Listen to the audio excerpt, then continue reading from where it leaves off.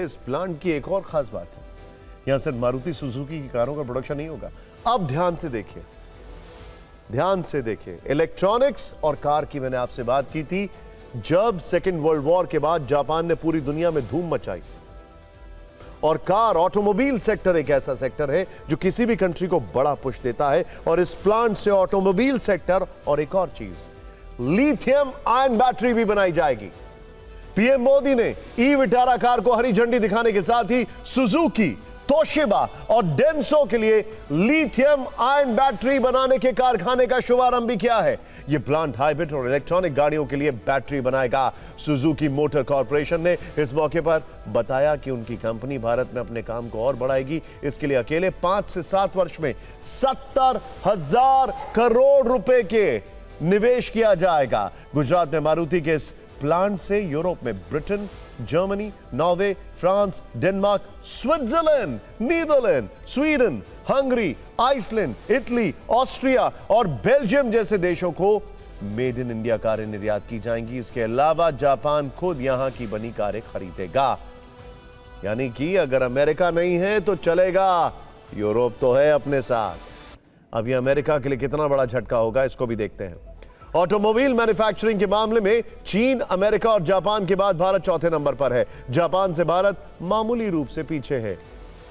यानी जापान को पीछे करने के बाद अगला नंबर अमेरिका का ही लगने वाला है। पैसेंजर व्हीकल मार्केट के मामले में चीन और अमेरिका के बाद भारत तीसरे नंबर पर है। यानी इस मामले में भी भारत अमेरिका के ठीक पीछे है। और टू व्हीलर मार्केट में भारत पहले स्थान पर है, चीन दूसरे स्थान पर है और इंडोनेशिया तीसरे स्थान पर है। वहीं कारों के निर्यात की बात करें तो इस मामले में भारत की स्पीड काफी तेज है।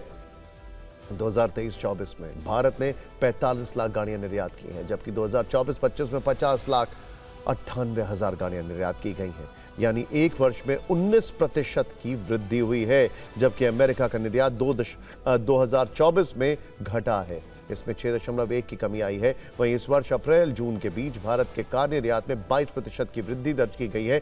यानी ऑटोमोबाइल सेक्टर में भारत की स्पीड रॉकेट वाली है। इंटरेस्टिंग बात क्या है, ट्रंप क्या कहते हैं? ट्रंप कहते हैं कि इलेक्ट्रिक कारों को दूर करो, पेट्रोल पर निर्भरता बनाओ। क्यों? क्योंकि वो पेट्रोल का सबसे ज्यादा प्रोडक्शन कर रहे हैं। वेनेजुएला हो, ईरान हो, ये पेट्रोल के चक्कर में ही तो टारगेट किया जा रहा है। और भारत क्या कह रहा है? इलेक्ट्रिक कारों की धूम, बैटरी भी देंगे, गाड़ियां भी देंगे। यह है स्ट्रैटेजिक थिंकिंग। कुल मिलाकर भारत तेजी से ऑटोमोबाइल सेक्टर में अपनी पहुंच बढ़ा रहा है, उत्पादन और निर्यात को हथियार बना रहा है। दुनिया में छा रहे इस मेक इन इंडिया प्रोग्राम से भारत पर डॉलर की वर्षा होगी। वैसे रोज रोज टैरिफ की धमकी देने वाले राष्ट्रपति ट्रंप, सुनिएगा जरा ध्यान से, रोज रोज टैरिफ की धमकी देने वाले राष्ट्रपति ट्रंप प्रधानमंत्री मोदी से बात करने के लिए परेशान हैं। जर्मनी के एक अखबार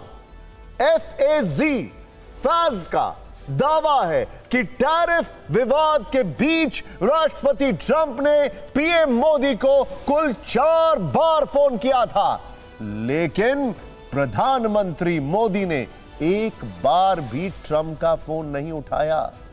और इस घटना ने दोनों देशों के बीच संबंधों को लेकर नई अटकलों को जन्म दे दिया। अखबार ने लिखा है कि डोनाल्ड ट्रंप अब तक टैरिफ विवाद में अपने सभी विरोधियों को हरा चुके हैं। सोचिए, ईयू की रिप्रेजेंटेटिव उर्सुला वॉन डर लेन ट्रंप के पास आती हैं और 10% नेगोशिएट करके जाती हैं। जब वापस जाती हैं तो सब लोग कहती हैं क्या कर दिया, लेकिन भारत नेगोशिएट नहीं कर रहा। भारत के मामले में उनकी रणनीति उतनी कारगर साबित नहीं हो रही है, यह अखबार ने लिखा है।